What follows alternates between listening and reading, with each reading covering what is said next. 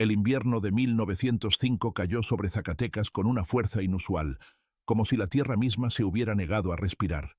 La nieve cubrió los caminos de la sierra y convirtió las sendas de tierra en senderos intransitables.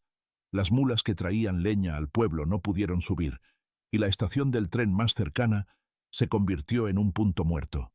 En esa soledad, una cabaña de madera crujía bajo el peso del hielo, a 3 horas de caminata desde el último rancho habitado. Allí vivía la familia Ramos. Tomás, un hombre robusto de 42 años. Magdalena, su esposa de 35, y sus 3 hijos, Pedro, Inés y el pequeño Juanito, de apenas 4 años.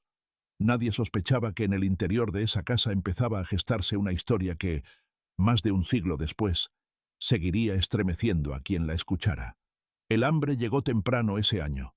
Las cosechas habían fracasado por una sequía prolongada en verano, y los animales del corral murieron en las primeras heladas. Tomás intentó salir en busca de ayuda, pero las ventiscas lo obligaron a regresar cada vez más débil, hasta que una tarde desapareció sin aviso. Magdalena explicó a sus hijos que había salido a buscar alimento y que volvería pronto, pero los días se alargaron sin que nadie golpeara la puerta. Los niños, temblorosos, aprendieron a esperar en silencio, mientras su madre hervía agua con raíces y cáscaras secas para engañar el estómago. El acta parroquial de ese año, conservada en el archivo de la Iglesia de Guadalupe, registra un invierno sin precedentes y desapariciones múltiples de hombres que intentaron cruzar la sierra. En esas mismas páginas aparece el nombre de Tomás Ramos, con una nota marginal. No regresó, se presume muerto. Nadie preguntó por Magdalena ni por los niños hasta el deshielo. Los vecinos sabían que esa familia prefería el aislamiento, y en la sierra las desgracias eran tan comunes que no merecían comentarios prolongados. Magdalena comenzó a escribir cartas a su hermana en Fresnillo. No había correo en invierno, pero escribir era su única forma de mantener la cordura. Su letra se volvió apretada, casi ilegible. El frío se mete en los huesos y en los sueños, escribió en una de ellas. Los niños lloran sin voz y yo escucho cosas en la noche. Las cartas fueron encontradas años después en un baúl, nunca enviadas. Pedro, el mayor, recordaría mucho más tarde el silencio de su madre. Se movía como si no quisiera que la escucháramos, declaró en una entrevista de 1927 con el periodista Ramón Varela. Parecía no dormir nunca. Una noche me desperté y vi que estaba de pie junto a la mesa, con una vela en la mano. Miraba algo envuelto en trapos. Varela transcribió estas palabras sin añadir comentarios, aunque en su diario personal anotó: «Hay algo que no me dice». Su mirada estaba llena de vergüenza y miedo. A mediados de enero, las provisiones se habían agotado. Magdalena insistió en que había escondido un costal de carne seca y frijoles para emergencias.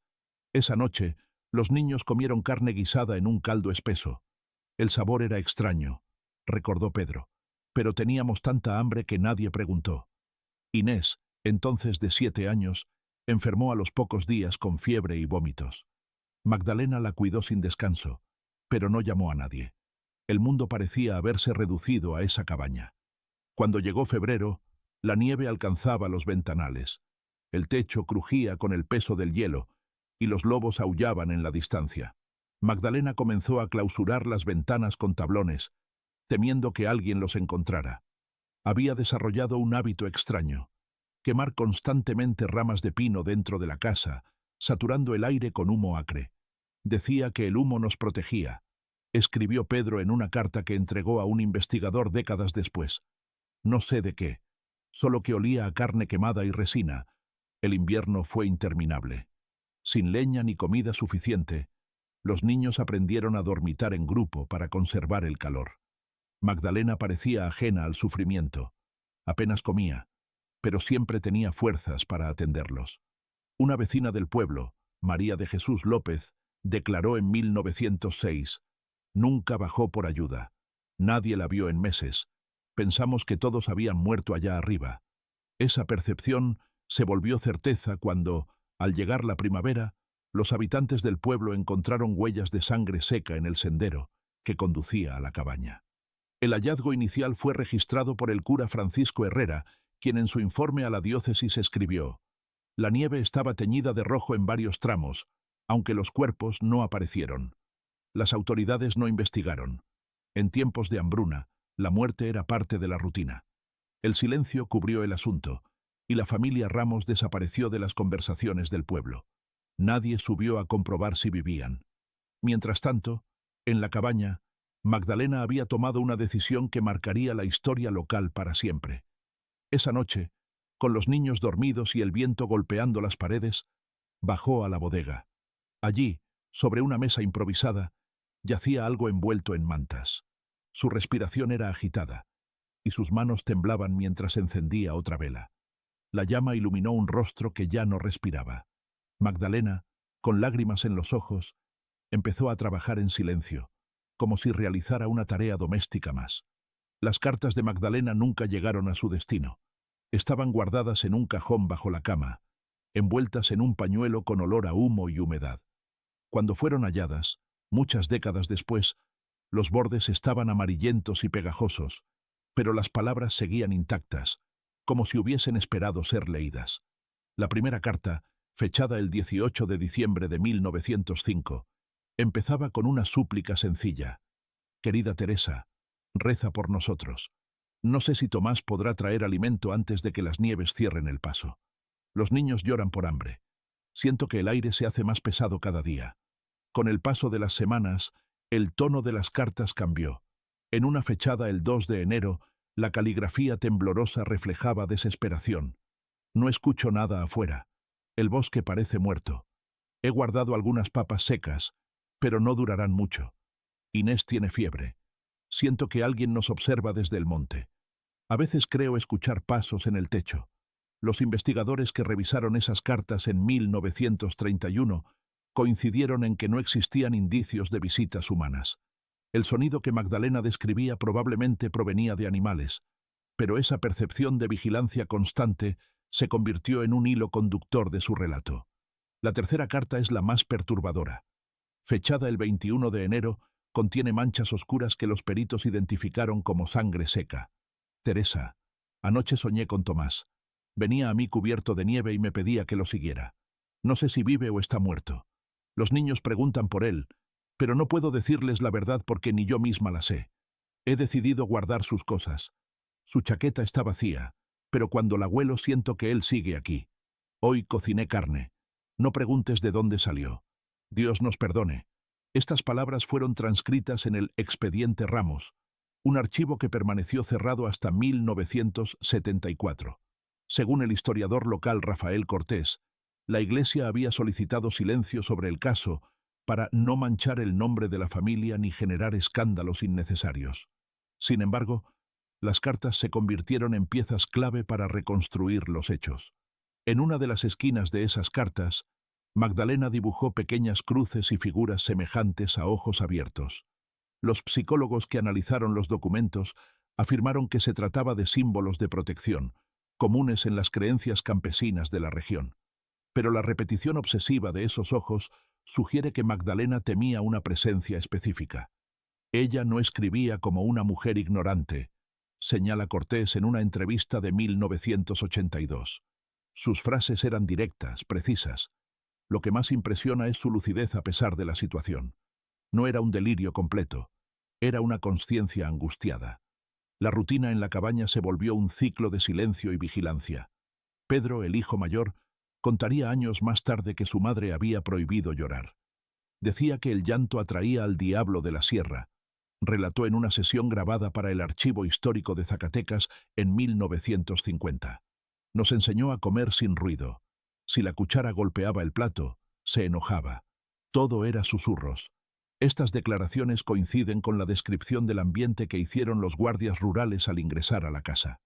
El interior estaba tan silencioso que parecía abandonado. Aunque había señales recientes de vida, los vecinos del pueblo recordaban a Magdalena como una mujer reservada, pero devota. Cada domingo bajaba a misa con sus hijos, impecablemente peinados, y regresaba sin detenerse a conversar. Cuando dejó de asistir, algunos pensaron que había enfermado. Otros, que Tomás la había prohibido salir. Ninguno imaginó que el silencio de la cabaña escondía algo más profundo. Las cartas siguientes muestran un descenso lento a la desesperación. En una fechada el 7 de febrero, Magdalena escribió: anoche Inés preguntó por su padre. Le dije que está cazando. Ella no me cree. Pedro la consuela, pero sus ojos me culpan. Escucho ruidos debajo de las tablas del suelo, como si algo se arrastrara. No sé si son ratas o si es mi mente. Estas frases se citan en múltiples estudios de criminología como ejemplo de aislamiento extremo inducido por condiciones climáticas. Sin embargo, algunos investigadores creen que Magdalena ocultaba más de lo que decía. En el margen inferior de esa carta hay una frase escrita con otra tinta, quizá días después: Él nos cuida. Él no se fue. Esta anotación, breve pero inquietante, alimentó teorías sobre la posibilidad de que Tomás hubiese muerto en la cabaña y no en la sierra, como se pensaba. Nadie pudo confirmar esta hipótesis hasta el hallazgo oficial meses más tarde. El 15 de febrero, Magdalena redactó la última carta hallada. Su tono es más frío, casi burocrático. He tomado una decisión. No podemos morir de hambre, no importa lo que digan. Si esto es pecado, que Dios me castigue. Pero ellos vivirán. No firmó la carta. Solo dibujó una cruz grande que ocupaba toda la parte inferior del papel. Ese símbolo fue interpretado como una confesión velada. Décadas después, cuando se exhibieron las cartas en una exposición sobre crímenes históricos en Zacatecas, los visitantes describieron una sensación extraña al leerlas. Algunos afirmaron que sentían olor a humo mientras observaban los documentos tras el vidrio. El curador de la muestra, Ernesto Velasco, comentó: no es raro que la gente proyecte emociones intensas en objetos históricos, pero debo admitir que esas cartas parecían frescas, como si hubieran sido escritas ayer. Los expertos coincidieron en que el lenguaje de Magdalena no era el de una mujer delirante, sino el de alguien que intentaba justificar una acción impensable. A través de esas cartas, se puede trazar un mapa psicológico, de la esperanza inicial al agotamiento total, del miedo al bosque al miedo a sí misma. Los niños aparecen mencionados con ternura, pero también como una carga que la obligó a tomar medidas extremas. El hallazgo de las cartas marcó el inicio formal de la investigación en los años 30, cuando se reabrió el caso. Hasta entonces, la historia había sido solo un rumor contado en voz baja en cantinas y cocinas. Las cartas transformaron ese rumor en evidencia tangible. Se convirtieron en testigos silenciosos de lo que ocurrió en aquel invierno interminable. Una prueba escrita que sobrevivió al fuego, al hielo y al tiempo. El primer registro oficial de un testigo directo de la familia Ramos proviene del padre Francisco Herrera, párroco de Guadalupe. Sus memorias, redactadas en 1912 pero guardadas en el archivo eclesiástico hasta mediados del siglo XX, describen con precisión la única visita que realizó a la cabaña durante aquel invierno. En ellas escribió: fui enviado por una vecina preocupada por no haber visto a Magdalena desde noviembre. Subí a caballo el 4 de marzo. El sendero estaba oculto bajo medio metro de nieve y el aire olía a resina y humo rancio. El silencio era tan profundo que escuchaba mi propio corazón. Herrera llegó al anochecer. La cabaña estaba cerrada con tablones por dentro y la chimenea expulsaba una columna de humo espeso que ardía en los ojos. Golpeó varias veces la puerta sin recibir respuesta, hasta que Pedro, el hijo mayor, asomó el rostro por una rendija. Sus mejillas estaban hundidas, pero sus ojos tenían una calma extraña, casi adulta, escribió el sacerdote. Magdalena apareció detrás de él con el rostro cubierto por un pañuelo. Nos saludó en voz baja, apenas audible. Me invitó a entrar, pero dijo que los niños estaban durmiendo y que no quería despertarlos. El interior de la casa impresionó profundamente al cura. Todo estaba excesivamente limpio, sin rastro de polvo ni migas, aunque se notaba el desgaste extremo de los muebles. Las paredes estaban ennegrecidas por el humo, y el aire tenía un olor fuerte, metálico, que Herrera describió como similar al de la carne hervida con hierbas. Magdalena sirvió té hecho con hojas secas y evitó el contacto visual. El sacerdote rezó con ellos una breve oración y ofreció llevar provisiones, pero Magdalena lo rechazó con una sonrisa tensa. Tenemos suficiente. Tomás regresará pronto con más. En su informe escrito al obispo, Herrera anotó que la familia parecía sana, aunque demasiado delgada, y que la casa estaba cerrada como una fortaleza. En una nota personal, añadió: nunca había visto ojos como los de Magdalena. No eran de locura, sino de alguien que guarda un secreto tan grande que el miedo se transforma en calma. Ella parecía preparada para morir o para matar. Años más tarde, Pedro recordaría esa visita como un momento decisivo. Mamá estaba nerviosa, aunque intentó disimularlo, declaró en 1948. El padre Francisco se detuvo cerca de la puerta de la bodega. Ella se interpuso y le dijo que estaba llena de leña húmeda. Yo sabía que no había leña allí. No había nada, excepto... Pedro se detuvo en su declaración. El entrevistador, un criminólogo llamado Luis Olmos, escribió en sus notas. No quiso continuar. Lloró en silencio durante varios minutos. No presioné más. El sacerdote relató que, al salir de la cabaña, tuvo la sensación de que alguien lo seguía. Al mirar atrás, vi a Pedro en la ventana. Sus ojos estaban fijos en mí. Sentí una súplica muda, pero también una advertencia. Esa mirada me acompañó por semanas.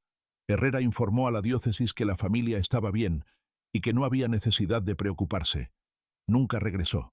El hecho de que el cura no mencionara nada más en sus informes oficiales ha generado debates entre historiadores. Algunos creen que sospechó algo y decidió callar para evitar un escándalo en medio de una crisis de hambre generalizada. Otros sostienen que simplemente no comprendió la gravedad de la situación. Lo cierto es que, tras su visita, nadie volvió a ver a la familia Ramos hasta el verano. Vecinos entrevistados en 1925 recordaron haber visto luces extrañas en el bosque durante esas semanas. Eran lámparas o fogatas, pero parecían moverse de un lado a otro como si alguien caminara por la nieve, declaró un anciano llamado Silvestre Vargas. Escuchábamos también a los lobos, pero no eran los mismos aullidos de siempre. Sonaban más cerca, más hambrientos. Estas declaraciones alimentaron leyendas locales sobre espíritus que rondaban la sierra. Los registros meteorológicos confirman que marzo y abril de 1906 fueron inusualmente fríos, prolongando el aislamiento de las familias de la zona. El camino que conducía a la cabaña permaneció cerrado hasta finales de mayo. Para entonces, los rumores sobre la desaparición de Tomás se habían apagado. En tiempos de hambre, un hombre menos no despertaba sorpresa. Magdalena, sin embargo, seguía escribiendo. Una hoja suelta encontrada entre las cartas contiene solo una frase. Padre Francisco estuvo aquí. No lo dejé entrar a la bodega. Él no debe saberlo. Esta anotación, con letra apresurada, parece haber sido escrita el mismo día de la visita. En el reverso, hay marcas que algunos expertos interpretan como cuentas, series de rayas agrupadas de 5 en 5. Nadie ha podido determinar qué representaban. El sacerdote vivió hasta 1928 y nunca volvió a mencionar el caso en público. Su diario personal, hallado tras su muerte, contiene una reflexión breve pero inquietante. He visto el mal y el sacrificio disfrazados de amor. A veces son lo mismo. Estas palabras no hacen referencia explícita a la familia Ramos, pero los investigadores las citan como una confesión implícita de que sospechó lo que ocurría. A partir de esta visita, la historia entra en una fase más oscura. Las cartas de Magdalena se vuelven escasas, y las pocas que sobreviven muestran una pérdida progresiva de emoción. La mujer que al principio rogaba por ayuda se transforma en alguien metódico y distante. El invierno ha decidido por nosotros, escribió en un trozo de papel sin fecha.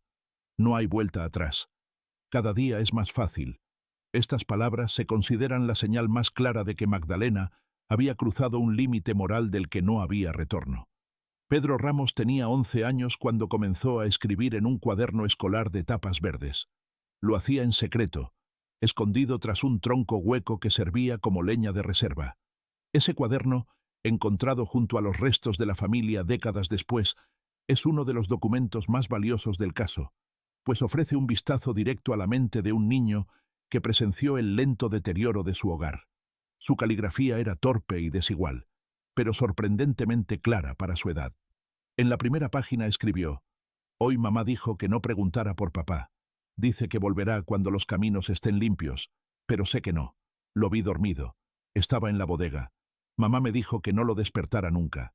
Esta frase, aparentemente ingenua, se convirtió en una pista crucial para los investigadores. Tomás Ramos nunca salió de la cabaña. Su cuerpo permaneció allí desde diciembre, envuelto en mantas. Pedro describía escenas cotidianas con una frialdad que sorprendió a los criminólogos. Inés llora por la noche. Mamá le tapa la boca con la mano para que no haga ruido. Juanito se queda dormido sentado. Yo tengo hambre, pero mamá me dio carne. Estaba caliente. Me dijo que agradeciera a papá. Ese párrafo, fechado en enero de 1906, sugiere que el niño comprendía más de lo que dejaba ver. En otra página, Pedro dibujó un ojo grande rodeado de líneas que parecen rayos. Debajo escribió: «Siempre nos mira. No es Dios. Es algo más». Los expertos interpretan este dibujo como un reflejo del miedo constante que la familia sentía, quizá por el aislamiento extremo. Sin embargo, algunos sostienen que Pedro intentaba representar algo real, una presencia que él sentía cerca de la cabaña. El tono de las entradas varía entre el miedo infantil y una extraña madurez. En febrero escribió: «Mamá dice que papá nos está ayudando. Yo no quiero comer más, pero ella se enoja. Si no como, dice que moriremos todos. Inés no puede tragar. Está enferma. Mamá reza mucho». Esta nota coincide con el testimonio del sacerdote Herrera, quien notó que Inés estaba demasiado débil durante su visita. Pedro también registró detalles que los adultos no mencionaron. Por ejemplo, describió olores fuertes. Huele como cuando queman cuero. Mamá siempre tiene las manos rojas. Dice que es por el frío. Más adelante escribió: «La bodega está cerrada. Mamá no me deja bajar. Oigo ruidos allí, como si alguien rascara la madera». Estas líneas llevaron a especular que los niños escuchaban el proceso de Magdalena trabajando sobre el cuerpo de su esposo, aunque no podían comprenderlo del todo. El cuaderno también revela destellos de esperanza infantil. En una página sin fecha, Pedro dibujó una iglesia rodeada de árboles y escribió: «Cuando pase el invierno iremos al pueblo. Mamá dice que habrá pan. Inés jugará con otras niñas». Estas frases contrastan brutalmente con las siguientes, donde se percibe un cambio emocional. «Ya no sueño. Juanito se queda dormido con los ojos abiertos. Mamá canta canciones raras. No son las que cantaba antes». Los criminólogos que estudiaron el cuaderno lo consideran un testimonio excepcional. Según la psicóloga forense Laura Salgado, Pedro desarrolló una madurez precoz ante el horror. Sus palabras no son delirios, son observaciones precisas. A su manera, intentaba dejar constancia de lo que vivía, como si supiera que nadie más lo contaría. El cuaderno termina abruptamente a finales de febrero. La última frase está incompleta. Mamá dijo que hoy es...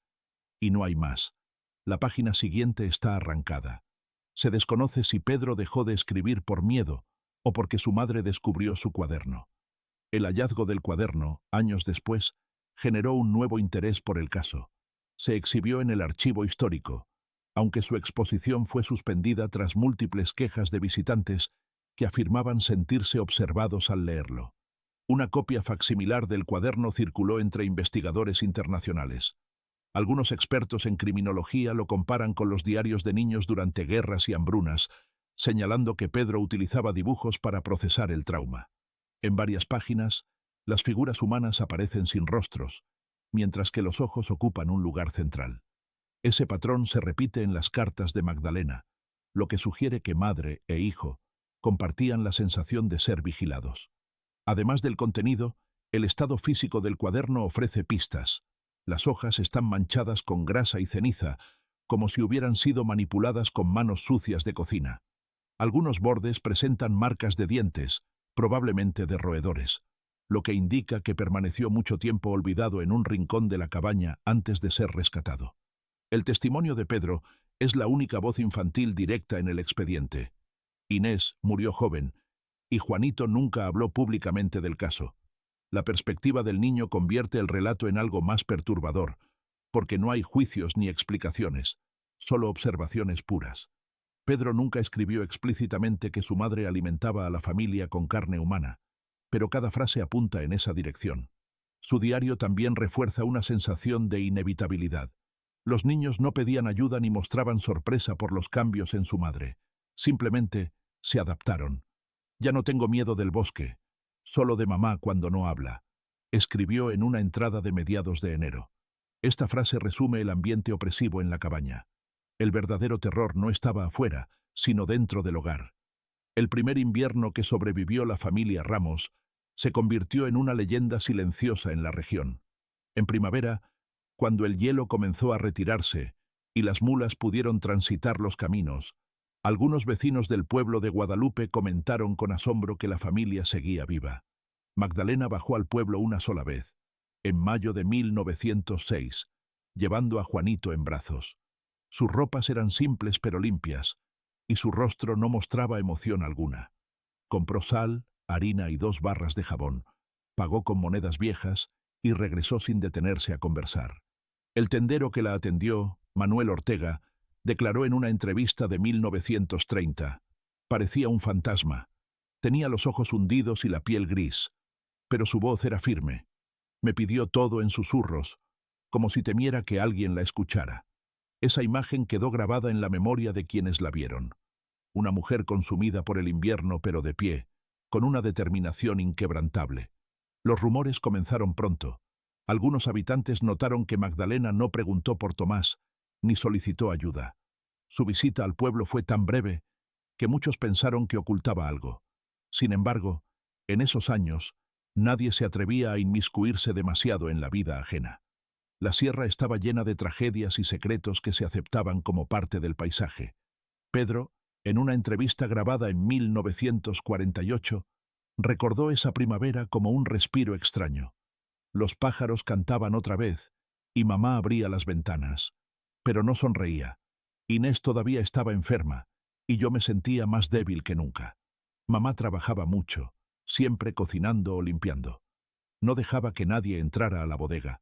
Su relato coincide con la impresión general de que, a pesar de haber superado el invierno, la familia vivía bajo una tensión constante. En el verano, algunos campesinos que pasaban cerca de la cabaña mencionaron haber visto humo constante salir de la chimenea, incluso en días calurosos. Uno de ellos, un cazador llamado Julián Pérez, declaró años más tarde: «El humo olía raro, no como el de la leña. Era dulce y pesado. A veces me daban ganas de ir a preguntarles qué quemaban, pero algo me decía que no me acercara». Este testimonio se incluyó en los archivos del caso como una de las primeras señales de alarma ignoradas. A pesar de todo, la vida en el pueblo continuó sin sobresaltos. El nombre de Tomás Ramos fue inscrito oficialmente en el registro de desaparecidos. Algunos comentaban que tal vez había huido hacia el norte para buscar trabajo, como tantos otros hombres. Magdalena nunca desmintió ni confirmó esos rumores. Simplemente guardó silencio. Su actitud hermética hizo que la familia fuera cada vez más aislada.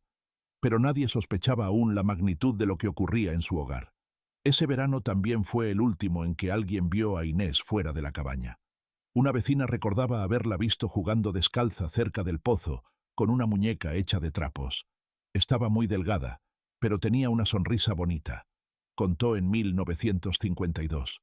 Le pregunté por su papá y se quedó callada. Luego Magdalena salió y se la llevó rápido. Después de ese día, nadie volvió a ver a la niña viva.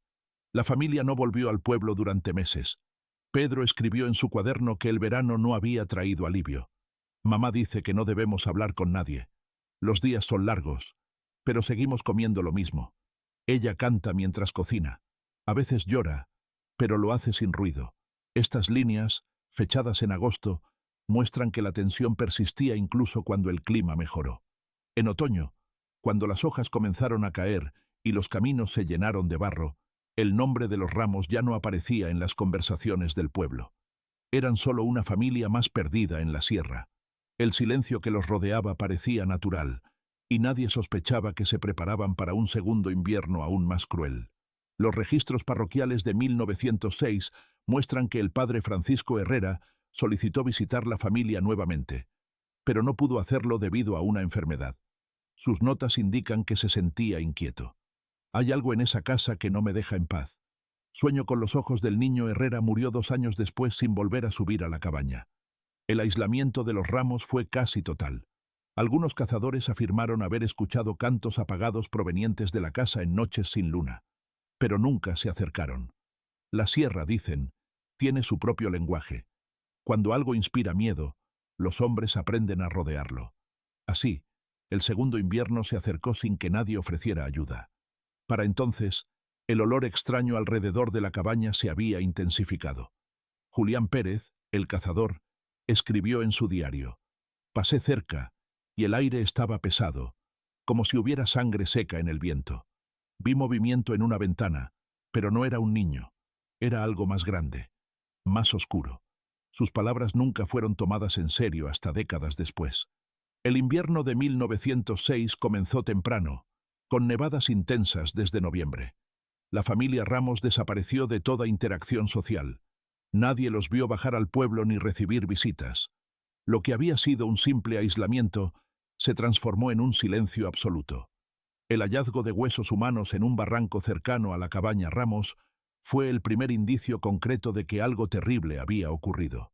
Sucedió en mayo de 1907, cuando el cazador Julián Pérez, acompañado de su perro, subió a la sierra buscando venados. El animal comenzó a ladrar sin parar, declaró años más tarde en una entrevista recogida por el periodista Ramón Varela. «Me acerqué y vi algo sobresaliendo de la tierra, como un palo. Al mirar mejor, supe que era un hueso. El esqueleto estaba incompleto y desordenado, disperso entre piedras y raíces». Pérez notó que algunos huesos tenían marcas de cortes precisos. No eran mordidas de animal. Eran cortes limpios, como de cuchillo. El cazador, perturbado, bajó al pueblo para avisar al comisario, pero su relato fue recibido con escepticismo. En aquella época, los cuerpos perdidos en la montaña no eran raros, y las autoridades consideraron que se trataba de algún viajero muerto de frío. Sin embargo, el rumor comenzó a crecer. Varela, que había escrito artículos sobre desapariciones en la región, decidió investigar por su cuenta. Subió al barranco acompañado de 2 ayudantes y documentó el hallazgo en un informe fechado el 3 de junio de 1907. Su descripción es escalofriante. El cráneo estaba fracturado en 2 partes, con señales de percusión en la base. La mandíbula no estaba presente. Los fémures y húmeros mostraban incisiones paralelas, como si hubieran sido desarticulados deliberadamente. No había ropa ni pertenencias personales, salvo un botón metálico con iniciales: TR. Ese botón fue la primera conexión con Tomás Ramos. Aunque en el pueblo nadie lo había visto desde hacía más de un año, muchos recordaban que usaba una chaqueta de lana con botones grabados. Cuando Varela mostró el objeto a Magdalena, que había bajado al pueblo a finales de junio, ella lo recibió en silencio. «Se lo quedó mirando por un buen rato», escribió el periodista.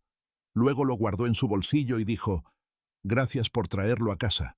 No preguntó nada más. La reacción de Magdalena inquietó a Varela, quien incluyó sus impresiones en su diario personal. No lloró ni se sorprendió. Parecía esperar este hallazgo. Sus ojos eran fríos, sin rastro de emoción. Estas observaciones alimentaron las primeras sospechas serias sobre la familia.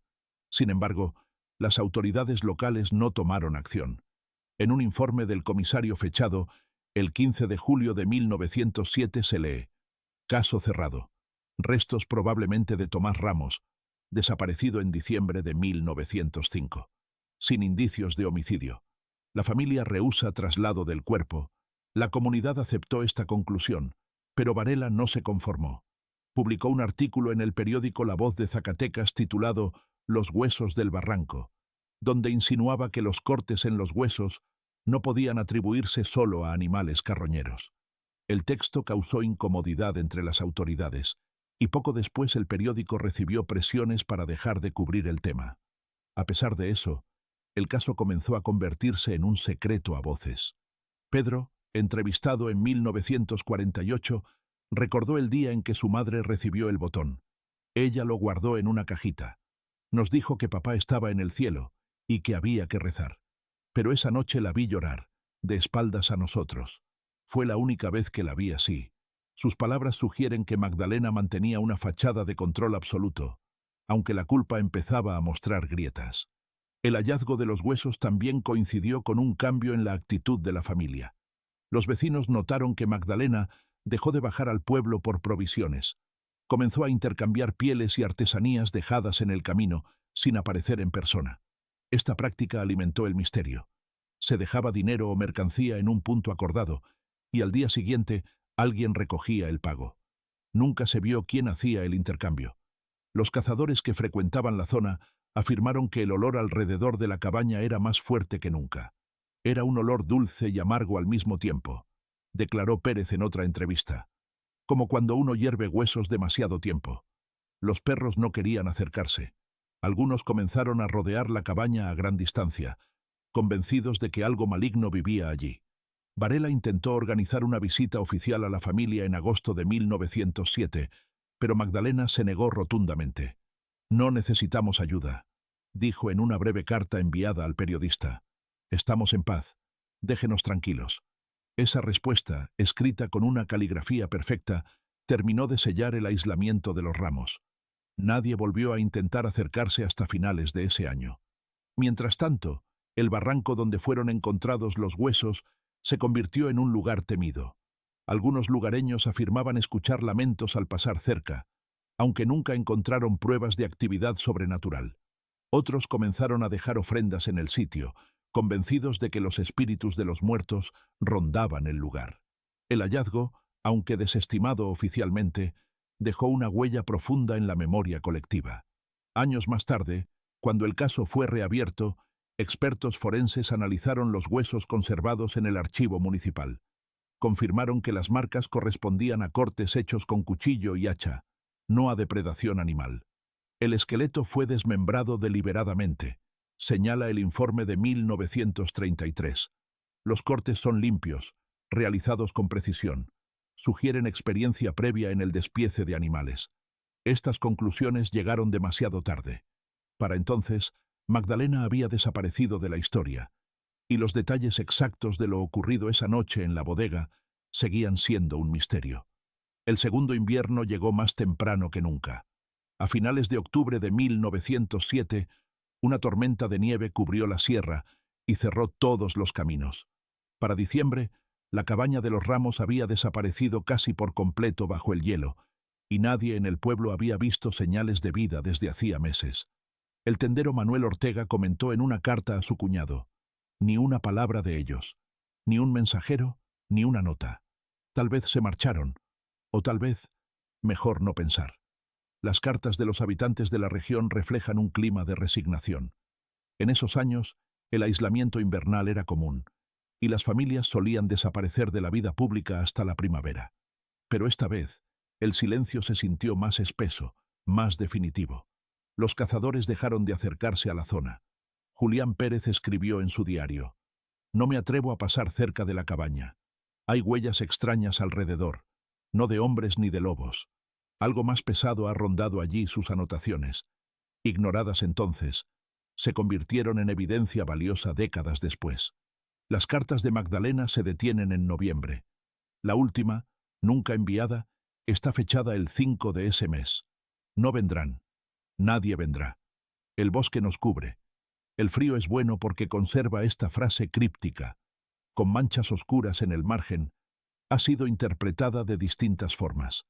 Para algunos, es una referencia práctica. El frío ayudaba a conservar alimentos. Para otros, es una confesión velada de lo que Magdalena hacía para mantener con vida a sus hijos. El invierno trajo consigo un silencio absoluto. Ningún vecino reportó haber visto humo saliendo de la chimenea. Ninguna huella nueva apareció en los senderos. Incluso los animales parecían evitar el área. Era como si el bosque mismo los hubiera enterrado vivos, declaró años después María de Jesús López, una vecina. Pasábamos cerca y sentíamos que alguien nos miraba, pero no había nada. Solo nieve. En enero de 1908, un arriero que transportaba leña notó una escena inquietante. El camino que llevaba a la cabaña estaba despejado en un tramo, como si alguien hubiera limpiado la nieve. Sin embargo, no encontró huellas humanas, solo una fila de piedras negras colocadas a lo largo del sendero. Eran piedras lisas, de río, y estaban calientes al tacto, relató en un informe oral grabado en los años 50. Este detalle nunca fue explicado y se convirtió en otro elemento enigmático de la historia. Pedro tenía 12 años entonces. Su testimonio grabado en 1948 ofrece destellos de lo que vivieron durante esos meses. «El segundo invierno fue distinto», dijo con voz quebrada. «Ya no había miedo, solo costumbre.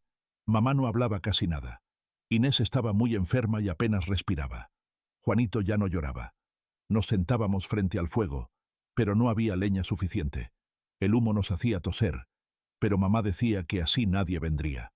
Estas palabras pintan una imagen sombría. La familia no esperaba rescate, solo resistía, atrapada en un aislamiento absoluto. Algunos fragmentos de su diario, escritos en trozos de papel, fueron hallados junto a los huesos carbonizados de la chimenea. Una frase repetida varias veces decía: «No abras la puerta, no abras la puerta».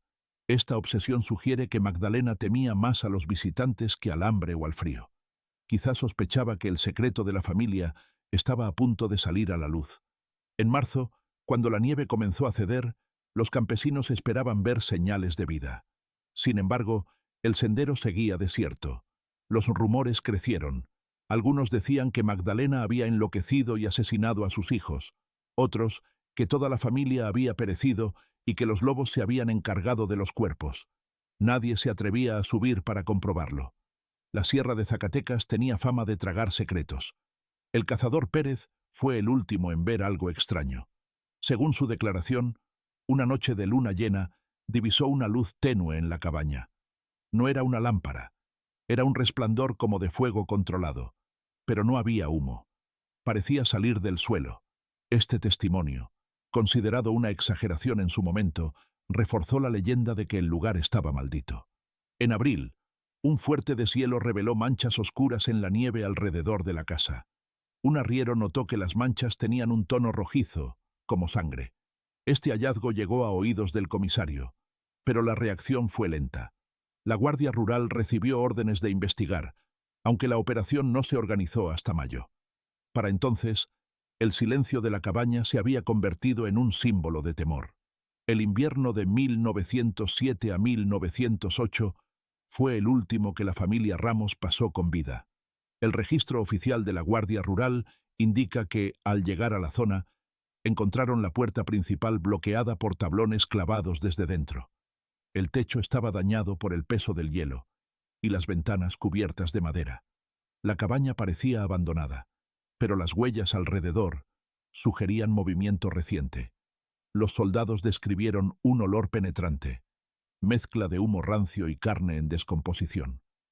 La entrada a la casa fue forzada el 3 de mayo de 1908. Lo que encontraron adentro marcó el inicio de una de las investigaciones criminales más perturbadoras de la historia mexicana. El silencio había terminado, pero el horror apenas comenzaba a revelarse.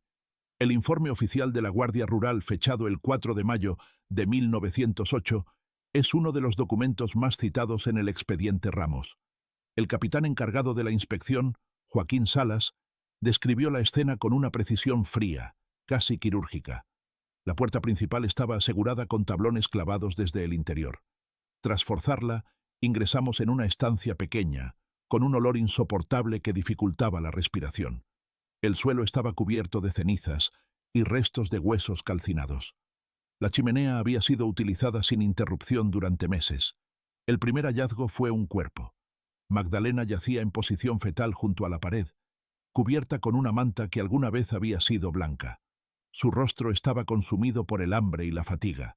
Su piel parecía cera, y sus manos aún apretaban un cuchillo oxidado. El capitán Salas escribió: la mujer presentaba signos de desnutrición extrema. No había heridas visibles. Parecía haberse dejado morir. A pocos metros, encontraron a Inés y Juanito.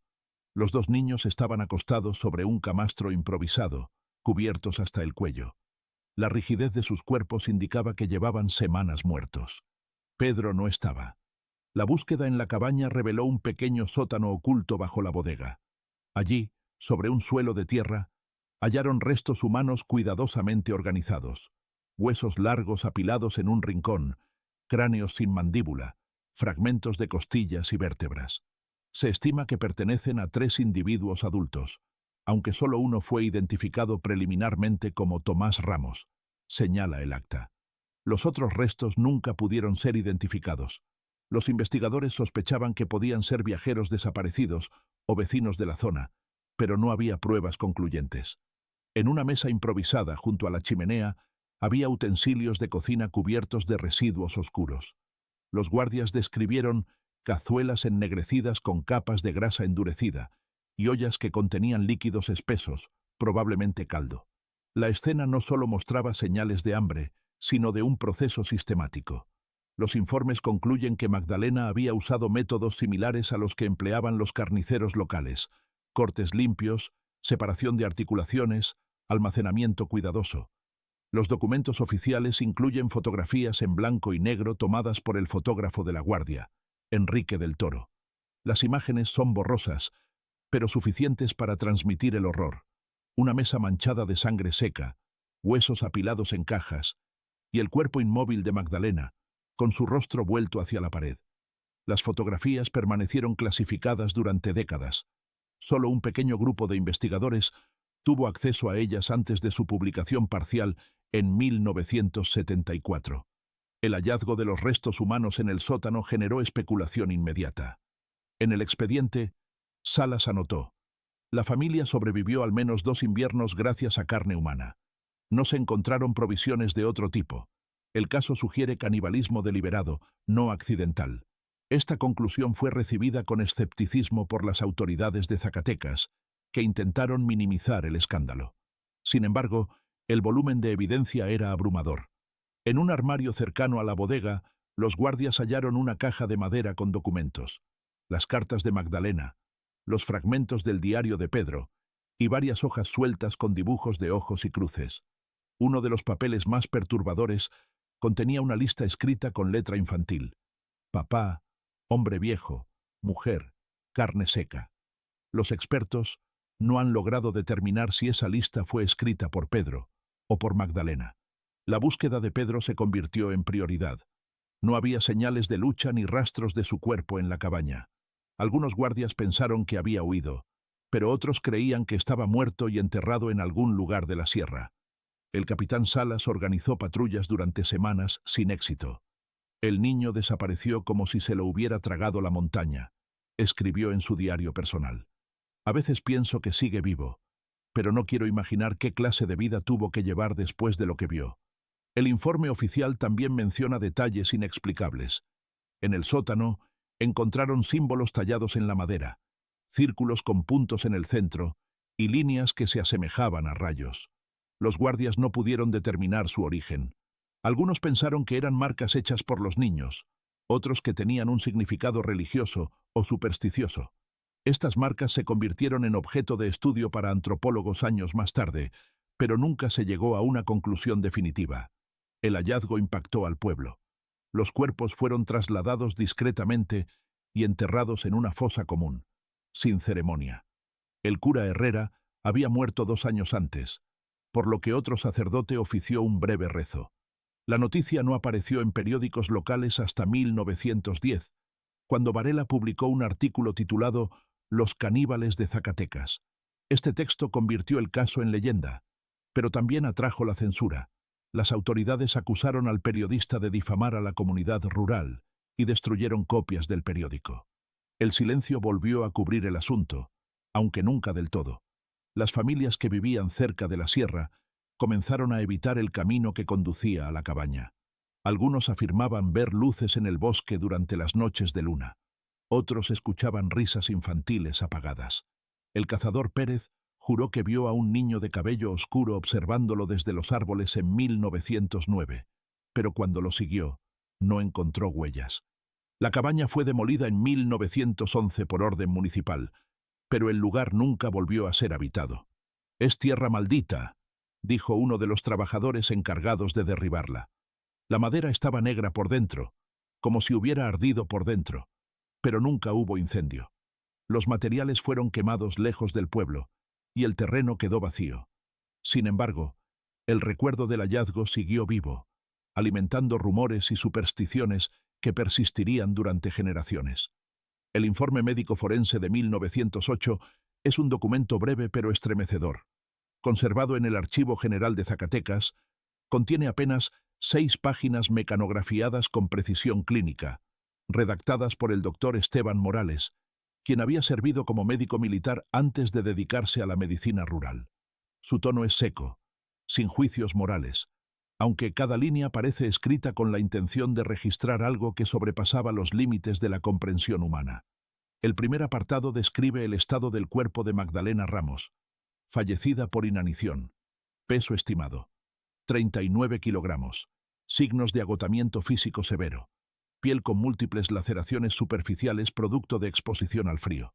Manos con callosidades pronunciadas y heridas cicatrizadas compatibles con el uso constante de cuchillos y hachas. Morales señaló que la mujer no presentaba heridas de defensa, lo que refuerza la hipótesis de que murió sin violencia externa. Es probable que se haya dejado morir, ya sin fuerzas para continuar. El examen de Inés reveló que la niña había muerto semanas antes que su madre. El informe señala: se observa estado avanzado de desnutrición, piel apergaminada, cabello quebradizo. Presenta hematomas antiguos en las costillas, posiblemente por caídas. No hay signos de agresión directa. Probable causa de muerte: insuficiencia orgánica múltiple derivada de inanición. Juanito, el más pequeño, murió poco después, en circunstancias similares. Sus restos fueron hallados junto a su hermana, cubiertos con mantas limpias. Los cuerpos estaban colocados con cuidado, en posición de reposo. La madre los mantuvo a su lado hasta su propio deceso, concluyó Morales. El análisis más perturbador es el que corresponde a los restos óseos hallados en el sótano. El informe detalla más de 30 piezas anatómicas pertenecientes a al menos 3 adultos. Los huesos presentan cortes sistemáticos y marcas de herramienta en puntos de articulación. Hay evidencia de extracción de médula y raspado de tejidos blandos. Varias vértebras y fémures fueron fracturados intencionalmente, presumiblemente para acceder al contenido interno. Este lenguaje técnico oculta, bajo su frialdad, el hecho innegable de que los cuerpos fueron desmembrados y utilizados como alimento. Morales, en una nota al margen, escribió: las técnicas empleadas sugieren conocimiento básico de anatomía animal. La precisión de los cortes es superior a la que suele encontrarse en comunidades rurales. Posible experiencia previa en carnicería. Esta observación alimentó teorías sobre Tomás Ramos. Algunos creían que antes de su desaparición había enseñado a Magdalena a despiezar animales, conocimiento que ella aplicó en circunstancias extremas. El informe también menciona los objetos hallados en la cabaña. Entre ellos había una olla de cobre que contenía restos de grasa humana solidificada. Los peritos concluyeron que había sido usada repetidamente para hervir huesos y carne. El olor en el interior era penetrante y dulzón, difícil de soportar, escribió Morales. Los utensilios fueron incinerados junto con la madera de la casa para evitar propagación de enfermedades. Uno de los elementos más extraños fue una caja con mechones de cabello humano cuidadosamente enrollados en cintas. Había cabello oscuro, canoso y claro, lo que sugiere que pertenecían a diferentes personas. Nadie pudo determinar si los mechones correspondían a víctimas adicionales o si eran de los mismos miembros de la familia. Morales anotó: el acto de conservar cabello puede tener significados rituales o sentimentales. No se descarta la presencia de algún tipo de simbolismo en los hechos. Las autoridades intentaron mantener el informe en secreto. Zacatecas estaba en plena inestabilidad política previa a la Revolución Mexicana, y las noticias sobre una familia caníbal podían desatar el pánico. El expediente se archivó bajo el título Caso Ramos, y se prohibió su divulgación. Solo unos pocos funcionarios tuvieron acceso al documento completo. Sin embargo, copias no autorizadas circularon entre periodistas e investigadores, alimentando la leyenda. En 1933, el criminólogo Luis Olmos revisó el expediente y escribió un análisis detallado. El caso Ramos no es solo una historia de hambre y desesperación, sino de aislamiento absoluto. La madre no era una asesina común. Era una mujer enfrentada a una decisión imposible: ver morir a sus hijos de hambre o hacer lo impensable. Lo que comenzó como supervivencia se convirtió en una rutina meticulosa. Olmos enfatizó que el comportamiento de Magdalena mostraba signos de una transformación psicológica profunda. Su aparente frialdad, su obsesión por el orden, su negativa a pedir ayuda. El destino de Pedro sigue siendo el mayor misterio del caso. El informe forense no encontró pruebas de su muerte, pero tampoco evidencias de su huida. Morales especuló que el niño pudo haber escapado antes de la llegada de la Guardia Rural. Su ausencia es significativa, escribió. Parece haber señales de una salida reciente, huellas pequeñas cerca de la ventana trasera, posiblemente de varios días antes. Esa anotación ha dado pie a múltiples teorías sobre la vida posterior de Pedro.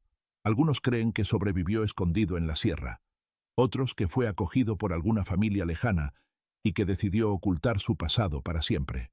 Los antropólogos que revisaron los restos en la década de 1970 confirmaron las conclusiones iniciales. No hay duda de que la familia practicó el canibalismo como medio de supervivencia, declaró la doctora Elena Ríos. Lo notable es el grado de organización. Magdalena no actuó de manera caótica.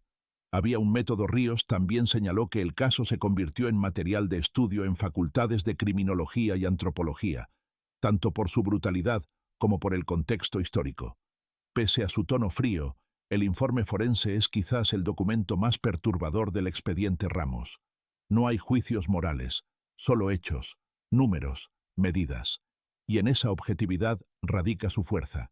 Cada palabra recuerda que la tragedia no es una leyenda de pueblo, sino una realidad registrada con tinta y papel, sellada con firmas oficiales y fechada con precisión. La historia ya no podía ser desmentida ni olvidada. El caso Ramos, pese a los intentos oficiales por silenciarlo, se convirtió en un eco que resonó durante generaciones. A partir de 1910, cuando algunos periódicos comenzaron a filtrar detalles del hallazgo, el pueblo de Guadalupe cambió para siempre. Los habitantes evitaron hablar abiertamente del tema, pero la cabaña destruida y el barranco donde se hallaron los huesos se transformaron en lugares malditos. Los viajeros pasaban rápido por los senderos cercanos y muchos se santiguaban al mencionar el apellido Ramos. Con el paso de los años, el sitio donde estuvo la cabaña fue reclamado por la naturaleza. La maleza creció hasta borrar cualquier rastro de los cimientos, y el bosque recuperó su dominio. Sin embargo, los testimonios de quienes se aventuraron a esa zona indican que el silencio allí es distinto, casi opresivo. Un pastor entrevistado en 1922 relató: «Los animales no pastan cerca, se inquietan, huyen. Yo mismo sentí que alguien me observaba desde los árboles, pero no había nadie». Este tipo de relatos reforzó la reputación de la sierra como un lugar donde los vivos y los muertos se cruzaban. En la década de 1930, cuando el criminólogo Luis Olmos reabrió el expediente, el caso tomó un matiz casi legendario. Sus conferencias universitarias presentaban el caso Ramos como un ejemplo extremo de aislamiento y desesperación humana, pero también como un fenómeno cultural. Olmos escribió: «En el corazón de México, a principios del siglo XX, una familia enfrentó el hambre de un modo que la sociedad no podía aceptar. Sus actos no fueron solo un crimen, sino un espejo de nuestra fragilidad». Su interpretación dividió opiniones. Algunos lo consideraban un investigador sensible, otros lo acusaban de romantizar el horror. La desaparición de Pedro alimentó innumerables teorías. Hubo quienes afirmaron que lo vieron años después, convertido en un hombre callado que trabajaba en minas al norte del país. Otros aseguraban que se unió a una banda revolucionaria y murió en combate sin revelar su origen. Ninguna de estas historias pudo ser comprobada. Su nombre nunca apareció en registros oficiales, como si hubiera decidido borrar su pasado por completo. En los años 40, periodistas de la Ciudad de México viajaron a Zacatecas para investigar el caso. Publicaron artículos sensacionalistas con títulos como «El niño que sobrevivió al festín de la muerte» y «La madre de la nieve roja». Las publicaciones despertaron interés nacional, pero también enojo entre los habitantes de Guadalupe, que se sentían estigmatizados por una historia que preferían olvidar. Un anciano entrevistado en 1946 resumió el sentimiento local: «Eso pasó hace mucho. No éramos nosotros, era el hambre. El hambre convierte a cualquiera en otra cosa». Los documentos originales, guardados en archivos polvorientos, fueron redescubiertos en la década de 1970. Se organizaron exposiciones históricas que incluyeron copias de las cartas de Magdalena, fotografías de la cabaña y el diario de Pedro. Las muestras atrajeron a investigadores y curiosos, pero también generaron quejas. Algunos visitantes aseguraban sentirse mal físicamente al leer los documentos, describiendo mareos, náuseas y una sensación de estar siendo observados. Los curadores llegaron a colocar las cartas detrás de doble cristal para preservarlas, aunque muchos sospechaban que era más bien para mitigar esa atmósfera inquietante. Con el tiempo, el caso Ramos se convirtió en objeto de estudio multidisciplinario. Historiadores, criminólogos, antropólogos y psicólogos analizaron el fenómeno, cada uno desde su perspectiva. Algunos lo vieron como una tragedia histórica causada por condiciones extremas: aislamiento, pobreza, inestabilidad política. Otros argumentaron que había elementos rituales o simbólicos en las acciones de Magdalena, basándose en los dibujos de ojos y cruces, así como en el cuidado meticuloso con que guardaba el cabello de las víctimas. Ninguna teoría logró imponerse del todo. En los años 90, un equipo de antropólogos forenses regresó a la zona para excavar el terreno donde estuvo la cabaña. Encontraron fragmentos óseos adicionales, en su mayoría de animales, pero también piezas humanas que no habían sido registradas en 1908. Este hallazgo reabrió preguntas. ¿Fueron víctimas adicionales o restos de la misma familia que habían pasado desapercibidos? El análisis moderno no arrojó respuestas concluyentes, y el misterio creció aún más. Las leyendas locales afirman que, en noches de luna llena, se pueden escuchar pasos ligeros en el sendero que conduce al barranco. Algunos dicen que es Pedro, convertido en un hombre sin rostro que vaga protegiendo los secretos de su familia. Otros aseguran que es Magdalena, aún vigilante, castigada por sus actos. Pese al escepticismo de los investigadores, los testimonios se acumulan. Campesinos, cazadores y excursionistas describen luces inexplicables y voces apagadas que parecen salir de la tierra misma. El pueblo de Guadalupe nunca recuperó por completo su tranquilidad. A principios del siglo XXI, el caso Ramos volvió a aparecer en programas de televisión y documentales. Las imágenes borrosas de los restos y la voz monocorde de narradores profesionales reforzaron el carácter mítico de la historia. Para muchos, Magdalena Ramos dejó de ser una persona real para convertirse en un símbolo. La madre que desafió todos los límites para salvar a sus hijos, aunque ese acto la condenara para siempre. El expediente original permanece bajo resguardo, pero algunas copias circulan entre coleccionistas privados. Se dice que quienes leen las cartas completas experimentan sueños inquietantes en los que una mujer vestida de negro les habla en susurros. Nadie sabe si estos relatos son simples supersticiones, pero contribuyen a la atmósfera que rodea al caso. Hoy, más de un siglo después, el bosque donde ocurrió todo sigue intacto. La vegetación ha cubierto los senderos, y el barranco está escondido entre pinos y encinos. Pocos se atreven a explorarlo. Los habitantes de la región, aunque modernos y conectados con el resto del mundo, mantienen viejas costumbres. Dejan cruces de madera cerca de ciertos árboles. Evitan pronunciar el nombre de la familia al caer la noche. Como dijo un anciano al equipo de filmación de un documental en 2005, las historias no mueren aquí, solo esperan, y a veces vuelven. El caso Ramos nunca fue cerrado oficialmente. El expediente, aunque completo, lleva en la última página una nota escrita a mano. El paradero de Pedro Ramos sigue sin determinar. Se recomienda mantener la investigación abierta. Esta frase, fechada en 1912, resume la esencia de la historia. Un enigma que se niega a desvanecerse, un eco que resuena en las montañas de Zacatecas, recordando que el horror puede surgir no solo de la maldad, sino también del hambre y la desesperación.